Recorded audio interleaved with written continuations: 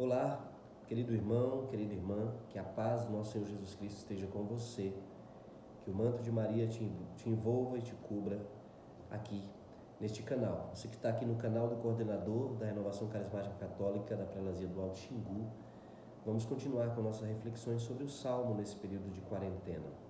E eu trago para você o Salmo de Asaf. Asaf, ele tem um texto no Salmo 73, da Bíblia da CNBB, e no 72 da Bíblia Ave Maria.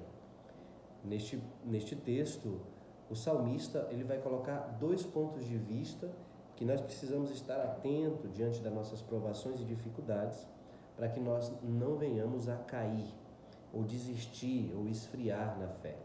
Por quê? Porque Asaf, ele vai trazer nesse salmo um ponto de vista natural da vida e um ponto de vista sobrenatural, quando ele se abre para essa realidade divina. Vamos então ao salmo para a gente entender melhor? Como Deus é bom para os corações retos, e o Senhor para com aqueles que têm o coração puro. Contudo, meus pés iam resvalar, por pouco não escorreguei, porque me indignava contra os ímpios, vendo o bem-estar dos maus. Não existe sofrimento para eles, seus corpos são robustos e sadios. Dos sofrimentos dos mortais não participam, não são atormentados como os outros homens. Eles se adornam com um colar de orgulho e se cobrem com um manto de arrogância. Da gordura que os incha sai a iniquidade e transborda a temeridade. Zombam e falam com malícia. Discursam altivamente e em tom ameaçador. Com seus propósitos afrontam os céus e suas línguas ferem toda a terra. Por isso, se volta para eles o meu povo e bebe com avidez de suas águas. E dizem então, porventura Deus sabe? Tem o Altíssimo conhecimento disso? Assim são os pecadores que tranquilamente aumentam suas riquezas. Então, foi em vão que conservei o coração puro e na inocência lavei as mãos. Então, irmãos, muitas vezes quando nós estamos diante de provações, de dificuldades, e que nós começamos a olhar a grama do vizinho, começamos a perceber que a vida daquelas pessoas que não servem a Deus é uma vida tranquila, Uma vida aparentemente perfeita. E até quando eu comecei a caminhada na Renovação Carismática Católica, uma irmã uma vez me disse: o inimigo de Deus não vai se importar com aqueles que já estão perdidos. Isso aqui já é um grifo que eu deixo e eu concordo com o que ela dizia. Agora, o que o salmista está dizendo é que ele, no verso 13, então foi em vão que conservei o coração puro e na inocência lavei minhas mãos? Ele faz essa pergunta, indignado, porque ele não está conseguindo viver em paz, gozar de prosperidade, gozar de saúde, gozar de paz, gozar de tranquilidade. Então, enquanto ele vê aquelas pessoas que não fazem nada, que não buscam a Deus, que não se importam com Deus, pelo contrário. Então ele está dizendo, zombam e falam com malícia, discursam altivamente, com tom ameaçador. Os propósitos deles afrontam o céu, ou seja, afronta Deus, Sua língua fere toda a terra. Por isso se voltam para ele o meu povo. E aí esse povo vai lá, no versículo 10. Por isso se volta para ele o meu povo e bebe com a avidez de suas águas. E esse povo não bebe mais das águas de Deus. E aí você consegue perceber isso em volta da sua casa, em volta na sua comunidade, na sua cidade, onde você está. Pessoas que não mais acreditaram, se esfriaram na fé, e deixaram, abandonaram aquilo que elas queriam, porque elas entenderam que para elas aquilo não valia a pena. A prosperidade de Deus, a prosperidade de Deus não é um propósito supremo da criação. Deus deseja que seu povo seja próspero, mas não às custas de perder a alma. Entende?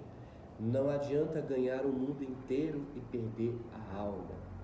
Deus não quer que nós percamos a nossa paz, percamos o nosso vínculo, a nossa comunhão com os céus. E aí está, tá? O versículo 14 diz assim: pois tenho sofrido muito e sido castigado cada dia. Se eu permanecesse, também vou falar com eles. Ele fala, né? Seria infiel à raça de vossos filhos. Reflito para compreender este problema. Muito penosa me pareceu esta tarefa, até o momento em que entrei no vosso santuário e que me dei conta da sorte que os esperava. Esse salmo eu refleti outro dia com uma amiga minha aqui. Nós oramos em cima desse salmo, nós refletimos em cima desse salmo. Nota que agora, no versículo 17, Asaf cai em si, até o momento que entrei no vosso santuário e me dei conta da sorte que os esperava. Quando ele entrou na sintonia de Deus, quando ele entrou na presença do Pai, quando ele observou aquilo que Deus tinha para ele, então ele se acalmou. Muitas vezes nós precisamos nos acalmar, precisamos encontrar em Deus a seguridade, ou seja, descansa no Senhor. Se você tem planos, se você tem projetos, se você tem desejos, vontades, né? No Salmo, o provérbio diz, né? O planejar é do homem, do realizar é de Deus.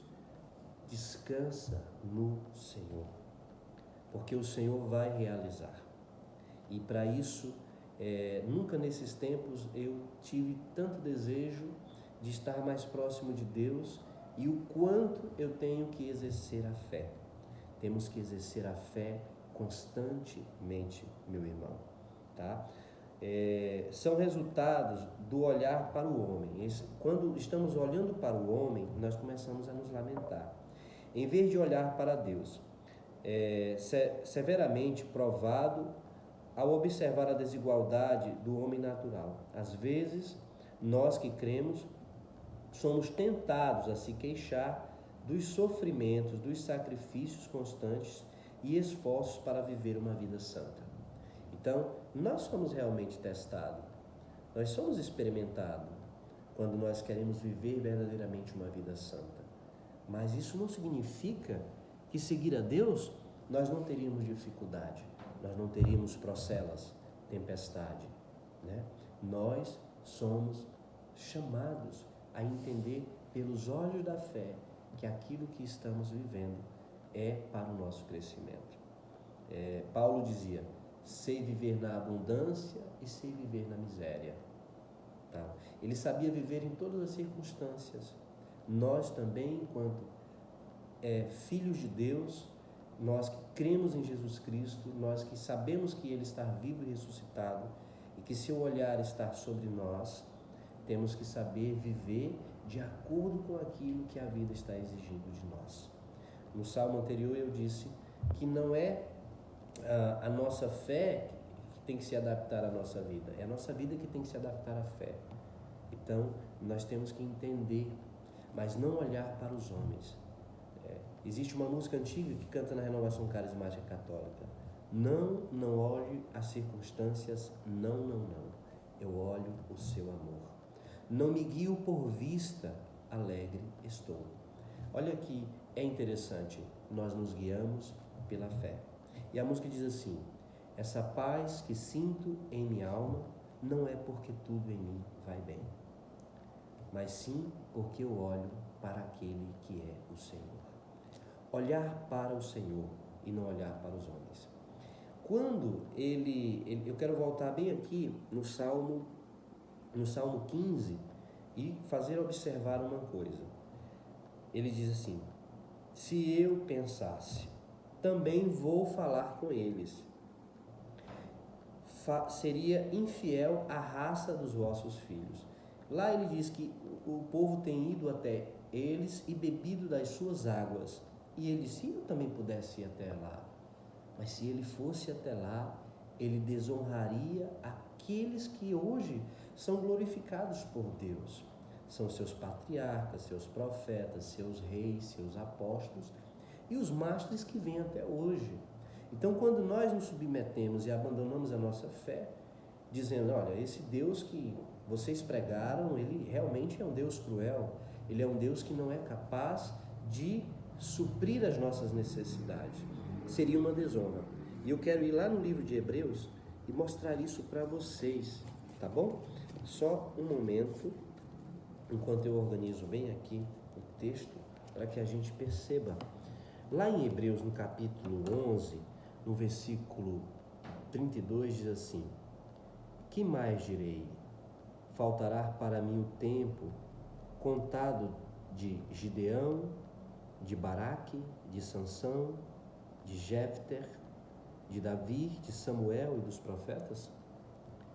Estes, pela fé, venceram reinos, praticaram a justiça, alcançaram promessas, fecharam a boca dos leões, apagaram a força do fogo, escaparam do fio da espada, da fraqueza tiraram força, da batalha se esforçaram e puseram em fuga exércitos estrangeiros. Algumas mulheres receberam de volta, pela ressurreição, os seus mortos. Uns foram torturados, não aceitaram ser resgatados para alcançarem uma melhor ressurreição.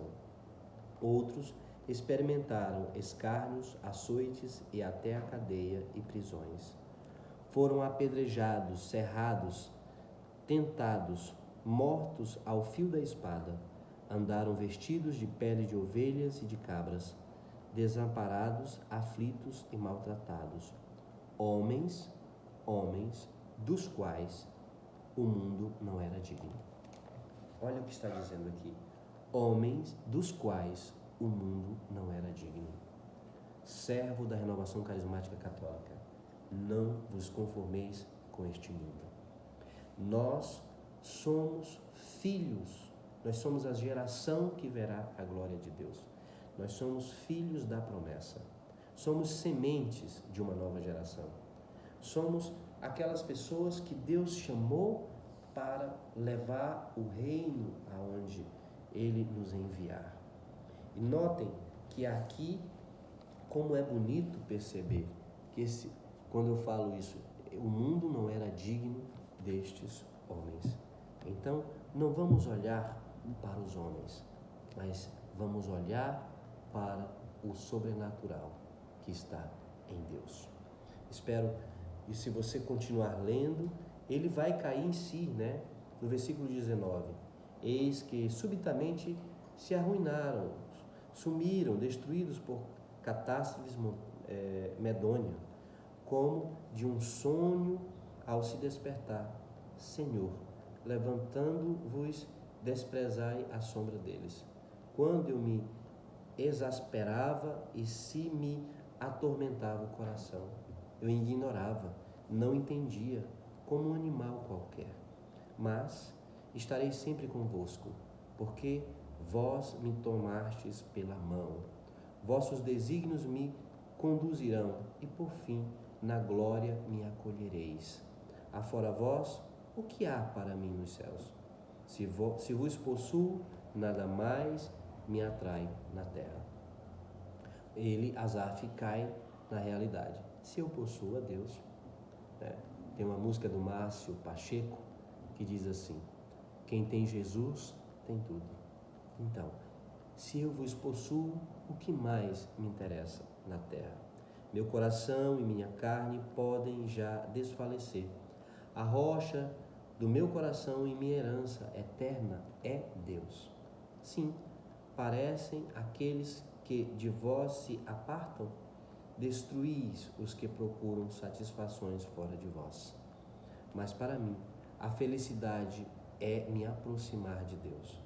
E por minha confiança no Senhor, a fim de narrar as vossas maravilhas diante das portas da filha de Sião.